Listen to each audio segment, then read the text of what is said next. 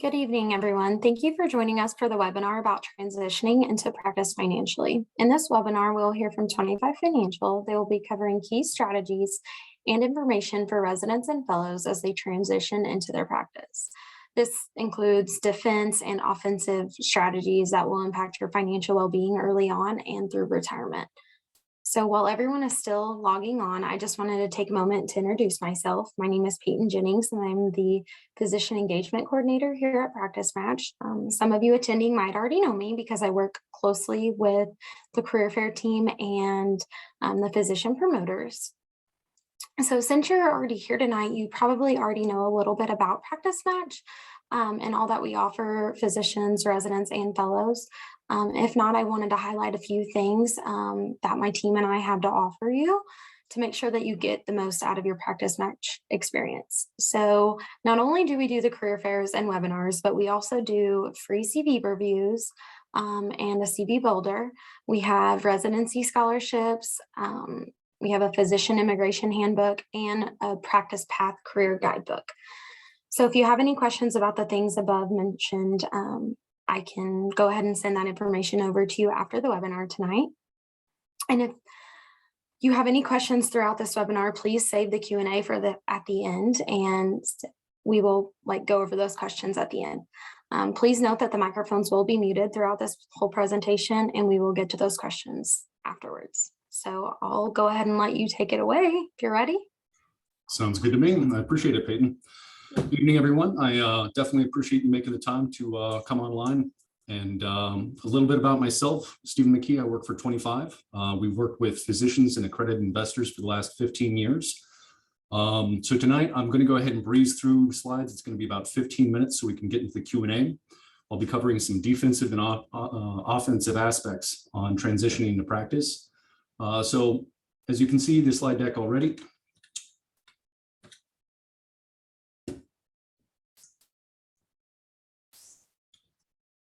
So the first defensive strategy that we go ahead and talk about, and I'm sure you guys have already seen and heard plenty about this, is disability insurance. Any good financial plan to be able to retire when you want, with what you want, and enjoy life in between, you might have that developed, but without a good defensive disability insurance to be able to protect that plan, it can ultimately cause things to go awry. So the ultimate aspect of this is protecting your income. And typically that's going to be about 60 to 80% of your income that you want to go ahead and make sure is covered.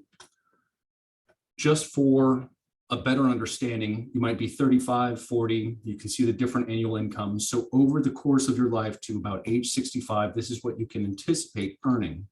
The question is, what would happen if you got disabled? And that's one of the mindsets that we specifically have of the question, what would happen tomorrow? Would you be covered? What impact would that have on your overall financial plan? So we look at disability insurance as a protective measure against Murphy's Law. Now, we can't ultimately predict the future, but based upon Principality Life Disability Insurance active claims, you can see that the average claim and injury lasts about 30 months. And that can be a wide range of things. But ultimately, it's one of those things that we want to guard against just because it can have a drastic and disastrous impact. So one of the things that we look at is, why is it important? Well, if you get injured, say for that 30 months, you can go ahead and have your regular liabilities or expenses such as food, housing, mortgages, anything like that. But if you were to get injured, all of a sudden, now you have additional liabilities and expenses and your income has gone down. So many of you might go ahead and say, well, I already have group disability insurance. Well, that's great. So for the example here, say you started out with $20,000, a month as part of your income once you're a physician. And from that, you're going to be typically in about the 32 to 37% tax bracket. So all of a sudden you're knocked down to $13,000. Now from that, a lot of, if you'll actually go check your contracts, when you go ahead and start interviewing for those, they have a cap on the amount that you can actually have on their group disability insurance. Based upon what your monthly gross income is. So all of a sudden that's knocked down even more. And then one of the stipulations is if your employer is paying those premiums, if you get any benefit from that, that's considered to be taxable income.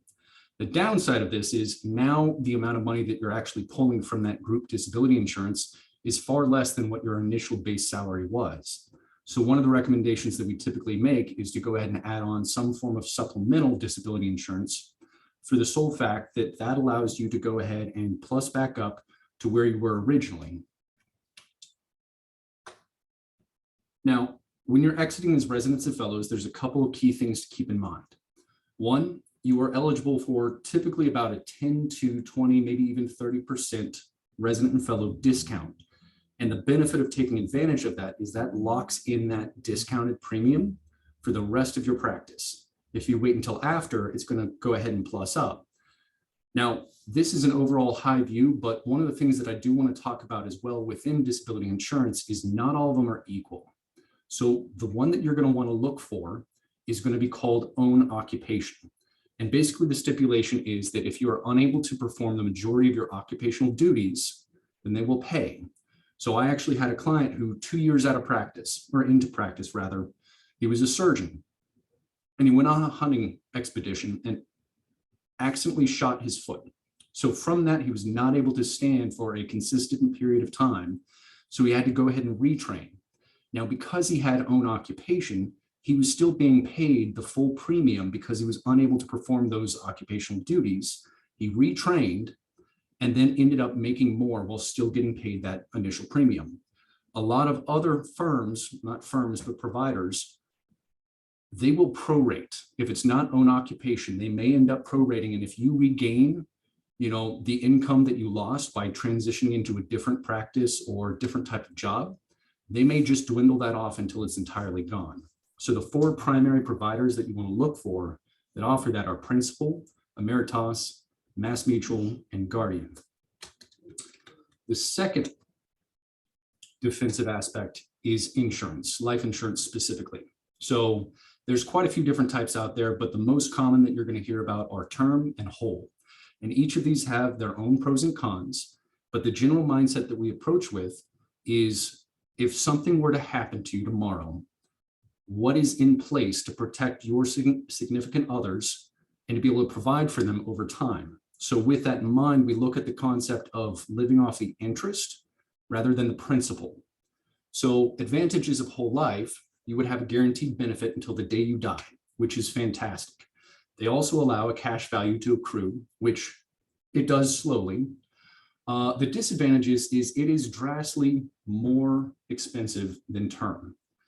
Additionally, you would most likely have to pay premiums until your death or you decided to cancel the policy. Now for term, you do receive the full amount if death occurs within that term policy. You're going to get larger coverage for less premiums.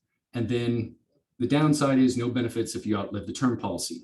But one of the mindsets and strategies that we use is to go ahead and what's called ladder term insurance. So think 10, 20, and 30 years. So as you are slowly accruing and building wealth, the point is to get you to 65 to the age of retirement, where you are self-insured and capable of handling any of those, offsetting, off-putting aspects, because now you've achieved and reached financial success to retire. So you don't need as much insurance. Now, one of the key takeaways, you can see this breakdown between the two. I've seen $4 million policies for term insurance run, and don't quote me on this, but $150 a month compared to $400,000 where you might have $480. Now you might get a cash value from that, but I'm confident personally for myself that I can do a lot more with $300 to $400 in my pocket a month over the next 30 or 40 years than an insurance company can. So there is some risk and reward within that depending on what your needs are. So one of the mindsets that you should also think about is how much insurance do I actually need? Because you don't need to over-insure, because if it exceeds what your needs are, there's no reason to actually pay those premiums and that cost, because it's just throwing money away. So some of the general questions that I would recommend thinking is outstanding liabilities. I assume many of you probably have some medical student loans, mortgages, car payments, other things like that. Investments and savings, you have that as well. Alternative income. If your significant other works and already has an income, that's going to drastically decrease the amount of insurance that you actually need. Additionally, future expenses, such as mortgage payments, do you want to send your kids to college, develop a 529, make contributions? So with this in mind, that's why we consider living off the interest versus the principal, because $4 million is going to last a lot longer than $400,000. Because if I have a $200,000 mortgage remaining, that's wiped out half of that. So now I have to figure out, how is my significant other going to survive the next 30 or 40 years with $200,000? So now we're going to go ahead and jump into offensive strategies. I'm sure most of you are already familiar with the Roth IRA, but the key takeaway on this is there are 3 taxable buckets. You have your tax deferred, such as a 401k. You have your taxable, like a brokerage account. Then you have a tax-free, which would be your Roth IRA. Now, the benefits of a Roth IRA ultimately is going to be all the growth is going to be tax-free. So when you take that money out in retirement, it's not going to be considered income. Additionally, they have no required minimum distributions, as per 401ks and IRAs having 72 years old being the requirement that you have to start taking money out. So this allows you to go ahead and control your retirement income. The reason behind this is, say I had $1 million in my 401k and $1 million in my Roth IRA. If I were to retire and say be in the 22% tax bracket, and I wanted to take $100,000 out per year as part of my income, and that only came from the 401k, I would have to take out an additional $22,000, depending on your effective tax bracket, in order to pay the taxes for that $100,000. However, if I did 50 from my 401k and 50 from my Roth, all of a sudden my income tax drops substantially.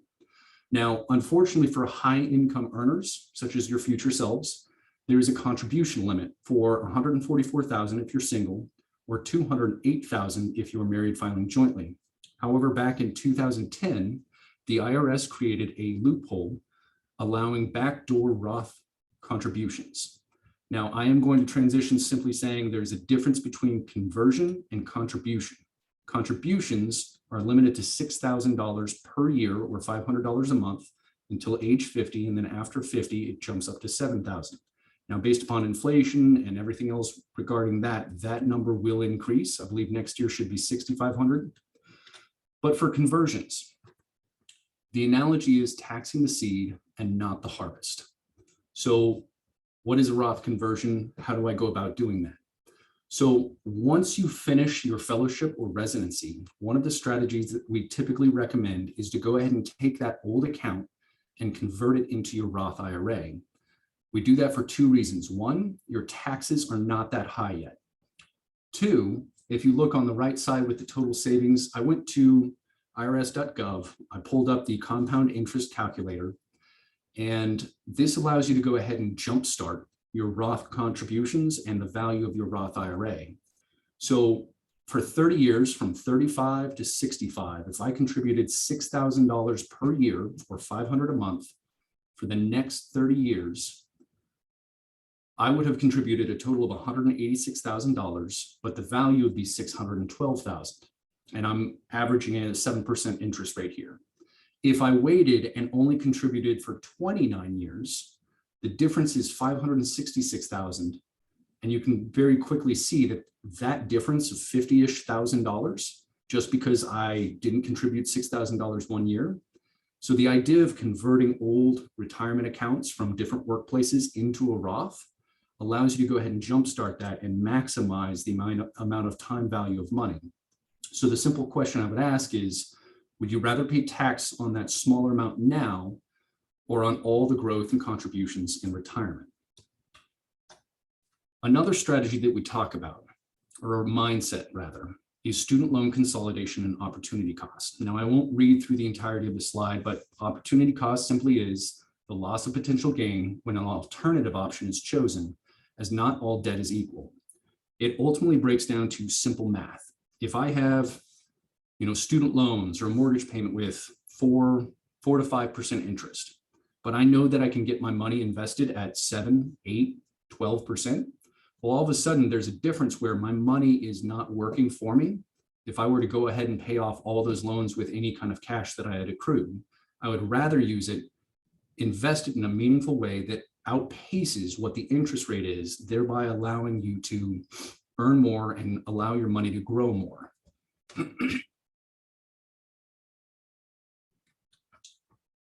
So another step as you're transitioning into practice, going back to the 3 tax buckets, you can have your tax deferred, your taxable, and your tax advantaged. So you have your 401ks, brokerage accounts, Roth IRAs, Roth 401ks. Not all of these are created equal. So as I've already mentioned with tax deferred, you're still going to be taxed, but in retirement. Tax advantaged or tax free is not. So in investing, one of the strategies that exists, and not many firms actually do this, they will go ahead and take A, B, and C, we'll call them bonds, money market accounts, and stocks. And they will perfectly split them between all 3 of those different types of buckets. One of our recommendations typically is to go ahead and take your bonds.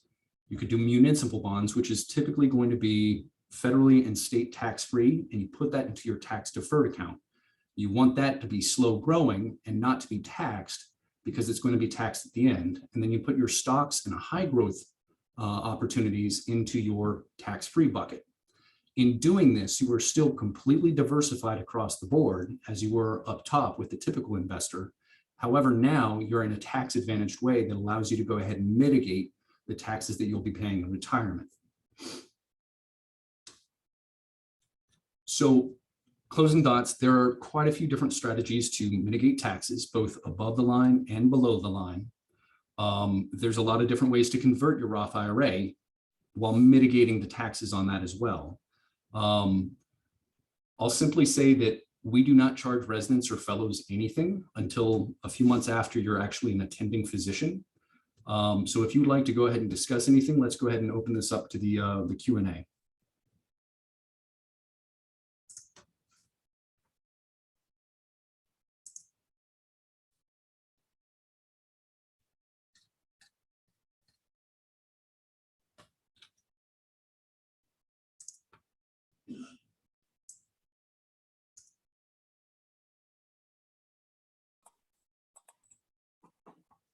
If anyone has any questions, they can go ahead and put it in the Q&A or in the chat box below, and we'll get to those.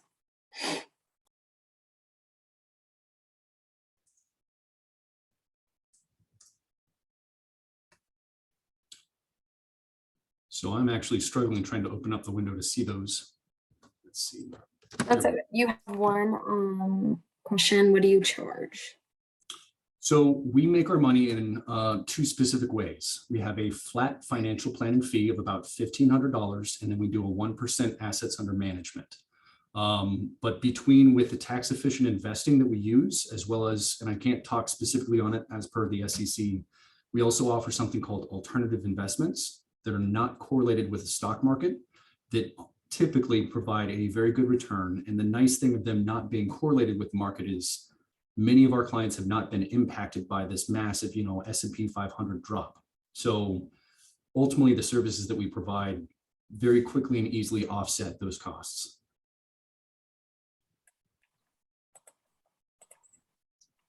All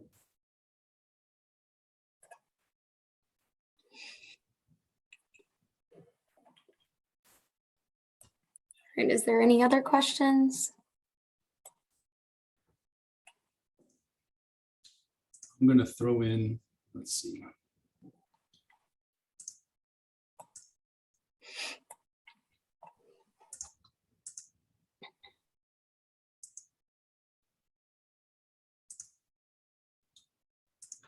If anyone would like to actually set up a time to kind of discuss this, go over anything, we can go much more in depth, but here's a Calendly link I just posted, and you can set up a time that's convenient for you.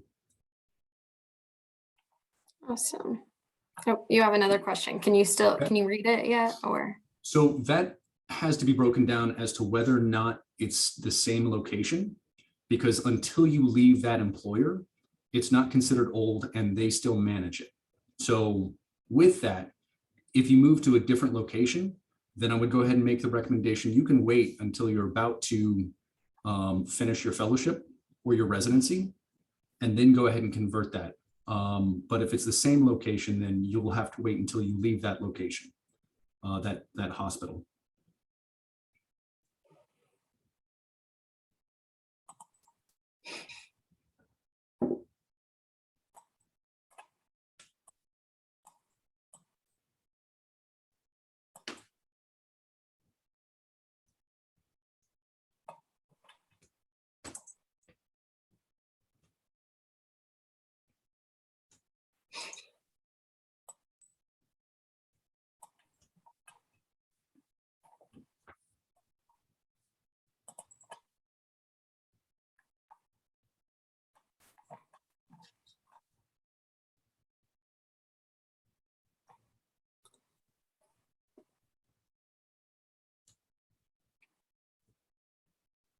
So for residents and fellows, there's very little to be done at this current time frame in your life. The transitioning into practice is that key moment in which it's most beneficial for you to go ahead and make these decisions. The concept we use is building the plane before it takes off. Because once you're in practice and attending, you're going to be in a higher tax bracket, you're going to be learning your job, you're going to be moving, you're going to be trying to figure out about mortgages, contract negotiation. There's going to be a lot on your plate. So when you have time before, it's beneficial to go ahead and take some of those strategic steps. In addition to the services that we provide, we also have multiple collaborative partners that we've worked with over the last several years, anything from physician home mortgages, student loan consolidation, contract negotiation. We do not work specifically with one insurance provider. Of the 4 that I referenced, we work with all of those to shop out what the best deal is for the best coverage. So we're not partial to any specific preferred partner, but we do have several individuals that we utilize to help create a one-stop shop for any kind of prospects and just to reach out. But any kind of initial meetings is always just about providing more information, because I've found the more informed you are, the better decision-making you make or you have.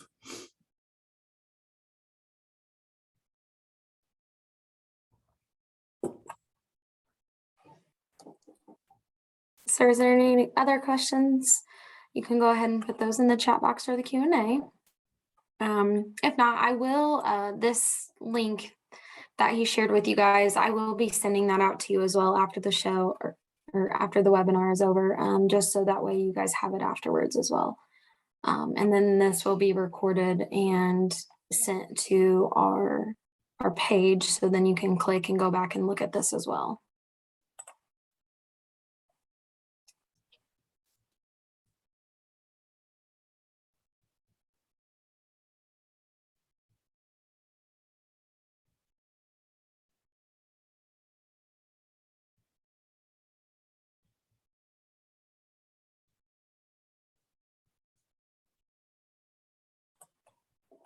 If there's no other questions, do you have anything else for them tonight? No, these are specific for residents and fellows, but once they are in practice, there are quite a few very unique tax mitigation strategies that allow them to save a lot more of their hard-earned income, whether that be tax loss harvesting, IDCs, multiple opportunities out there in which they can go ahead and mitigate a considerable amount of taxes compared to paying that to the IRS. So look for that talk in the future. It's something I'm currently building out a good slide deck for, but let's see.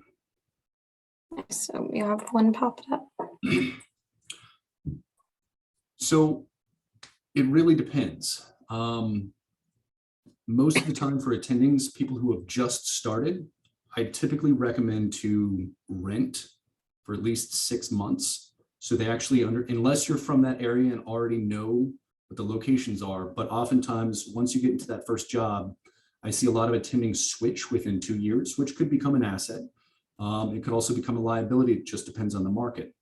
If you are doing side work in order to go ahead and earn more income, it's uncommon for most residents and fellows to have anything more than $60,000 to $80,000 of salary. So the big thing on that is, if you choose to, don't tighten the belt too much. Ultimately, you should not be spending an exorbitant amount of your income on a mortgage or a down payment or anything else like that, just because you can't save, you can't invest, you may not have an emergency fund if an emergency comes up. So it really depends on your specific circumstances. I can't create a broad statement, but typically I would wait until you know exactly where you're going to land and if you actually enjoy that job. So LLCs, thank you. Let's see, any recommendation in terms of starting an LLC? So it depends on the amount. I'll answer the second portion of that first. It depends on how much you use that vehicle for that. If it's minimal, there is a specific breaking point in which you can go ahead and justify that as a business expense. In terms of starting an LLC or S Corp, it also depends on what state you're in. I believe it's Texas requires a PLLC. So it's not an exact LLC, but there's different entities that exist that way. And you can also structure different corporations in a different taxable way. So you could structure your LLC, if I'm recollecting correctly, you can structure that to be taxed as an S Corp, but still have some of that liability protection.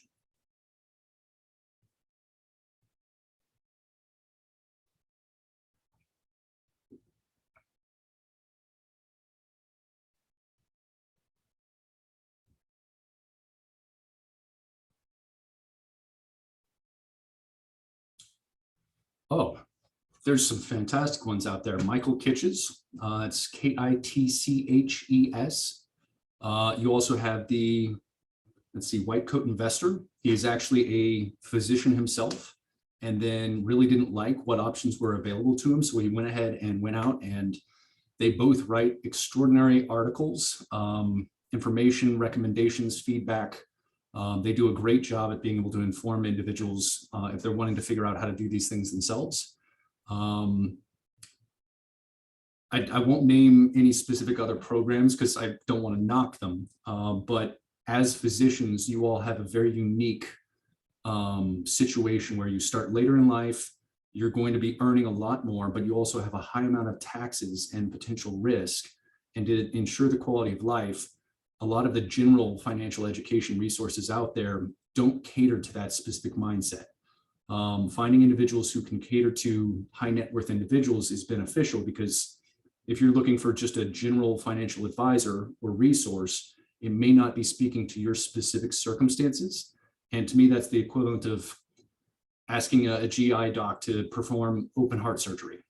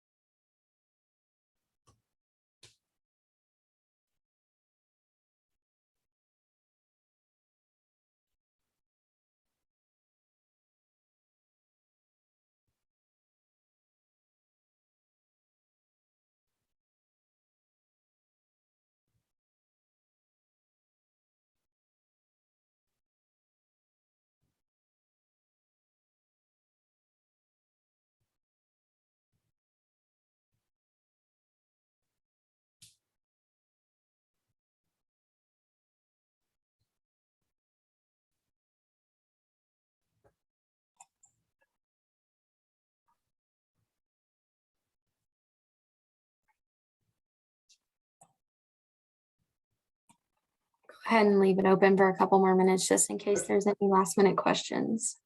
Sounds good.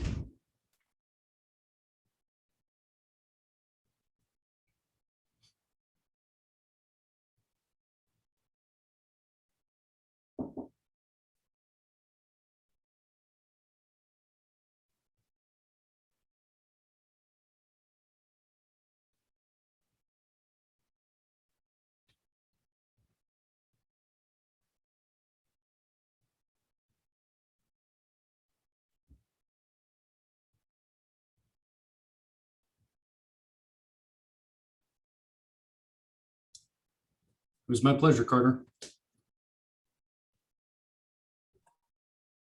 Thank you for attending.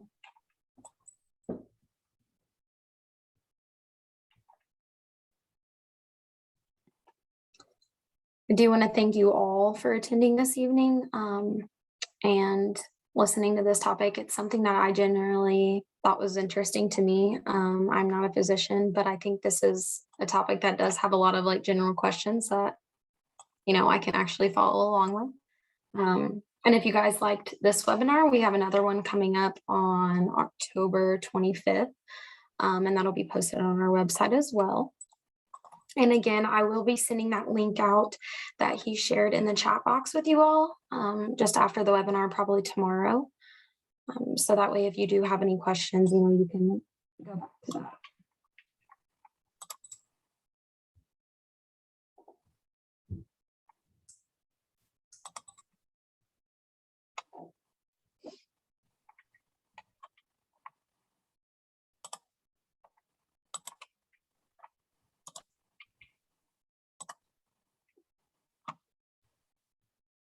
All right, well, thank you all for your time, and thank you, Mr. McKee.